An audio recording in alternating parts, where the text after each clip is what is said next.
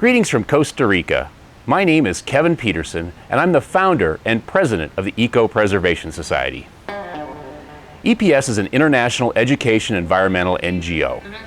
We are incorporated in the state of Washington, and we've enjoyed 501c3 tax-exempt status since 2007.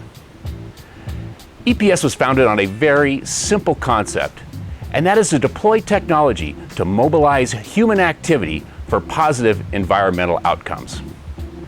What I'm here to share with you today is that our organization, after 7 years of development, has deployed state-of-the-art enterprise software that will facilitate the development of a global grassroots effort to affect environmental change on a massive scale.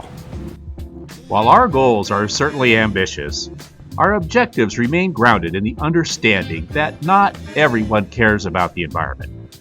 And that's okay. We don't need everyone.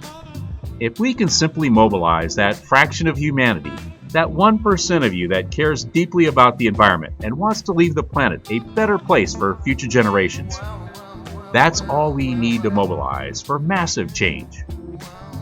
The organizational structure that we've established to achieve our vision is to organize in local and regional teams, and at the same time provide an international platform for sharing information and coordinating activities. While this may sound ambitious, human self-organization is something that humans have already doing in many other walks of life. We are simply deploying technology to accelerate and mimic the process. To better illustrate what I'm talking about, I want to highlight 3 leverage points from the real world: eco-lifestyles, eco-events, and eco-travel. Consider eco-lifestyles. To illustrate the point, think about golf. The golf industry offers golf lifestyle participants an array of choices that includes golf lessons, golf equipment, golf vacations, golf events, golf resorts, and even golf communities. The golf industry accounts for $178 billion in annual economic activity. Why can't we organize the same sort of lifestyle choices for environmentalists on behalf of the environment? The community of runners and joggers provides another excellent example of human self-organization. One observation that I think we can all agree upon is that the percentage of the human population that enjoys spending their free time and disposable income on running in pointless 26-mile marathons is a very, very low percentage.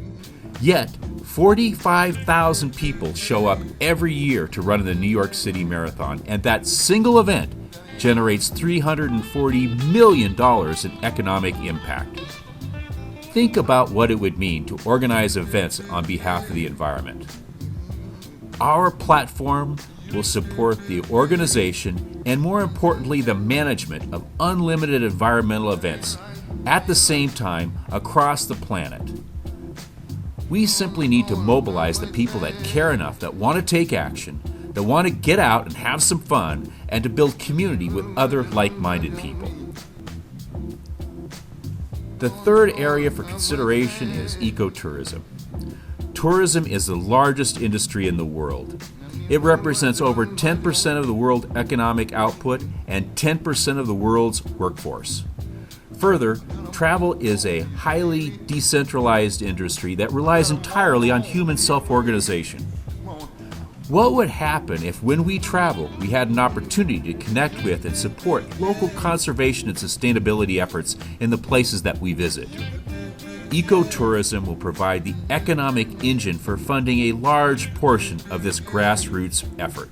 The way to accomplish this ambitious goal is simply by empowering all those that care passionately about the environment with the tools and the platform to self-organize and to lead in their own communities. So this is not a top-down thing, and again, this is not for everyone. What this is an opportunity for those that truly care to connect and to organize the same way that golfers and runners and travelers and event goers connect and organize. If we have learned anything from the last 50 years of the environmental movement, It's that the traditional top-down environmental NGOs are simply not up to the task of meeting the scale of our environmental challenges.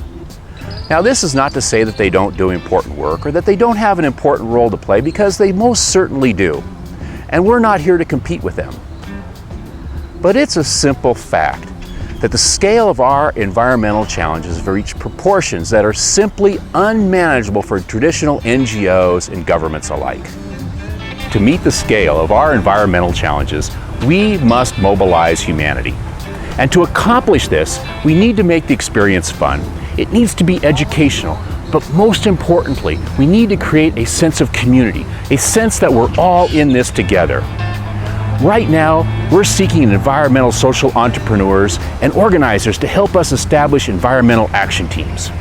If you have an established environmental NGO or a worthwhile environmental or sustainability project, we're here to support your efforts and to connect you with a broader international community. Getting started is simple. Simply go to ecopreservationsociety.org, our global environmental crowdsourcing platform. Registration is free, and there are many ways for you to get involved and to contribute. If you'd like to make an immediate impact, I'd like to encourage you to join today as a founding member of Eco-Preservation Society Nations, our global environmental and sustainability community. Our ability to organize is only limited by the number of people that choose to organize themselves into this effort.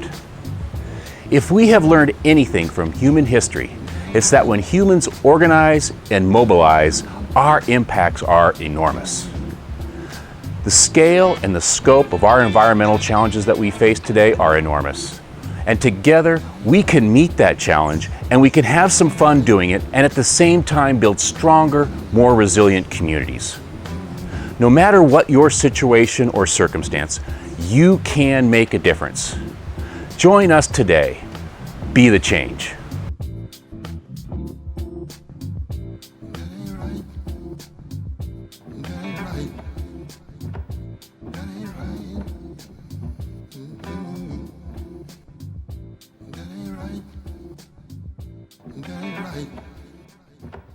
That ain't right.